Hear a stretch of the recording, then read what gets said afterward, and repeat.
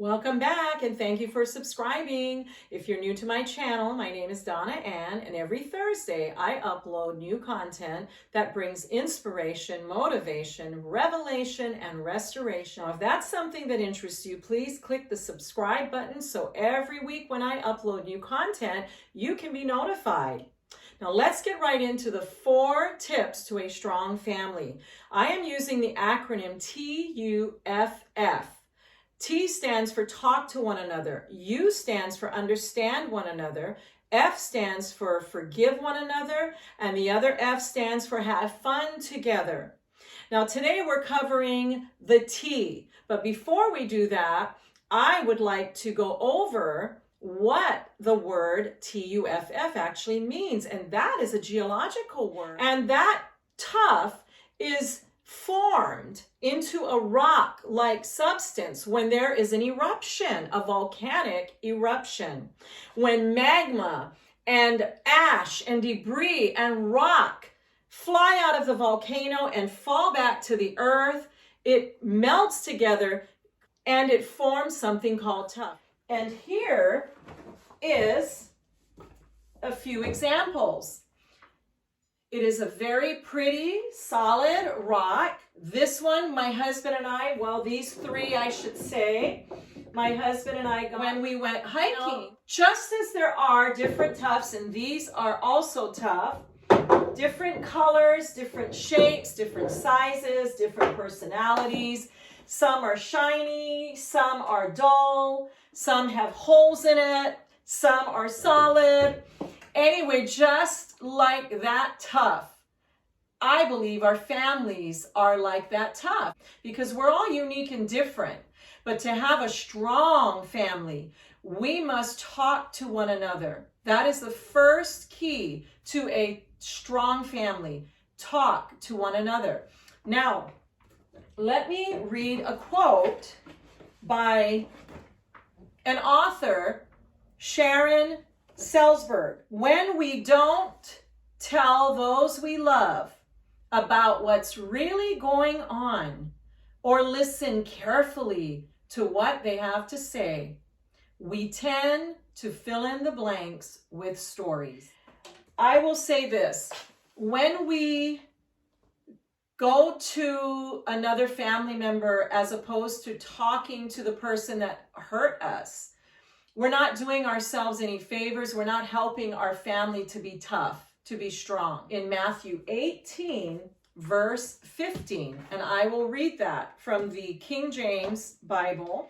Moreover, if thy brother shall trespass against thee, go and tell him his fault between thee and him alone. I want to emphasize that part because I feel when we don't go to that family member or that individual alone and talk to them about how they offended us or hurt our feelings or said something that really affected us in a negative way, well then, if we don't go to them, they are in the dark. Maybe they don't know they said something to offend you. So it is up to us, the person that's offended, to go and tell our brother that he has hurt our feelings, offended us, said something that embarrassed us. It doesn't matter. If we're holding something in, it is our responsibility to go to that person. Now, sometimes we say something and we know that we said something hurtful,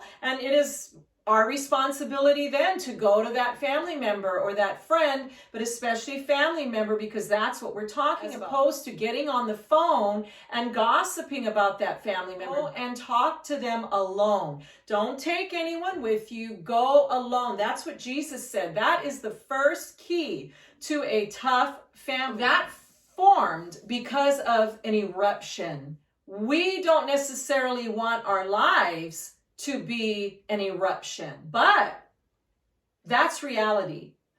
Every family goes through trials. Every family has hardships.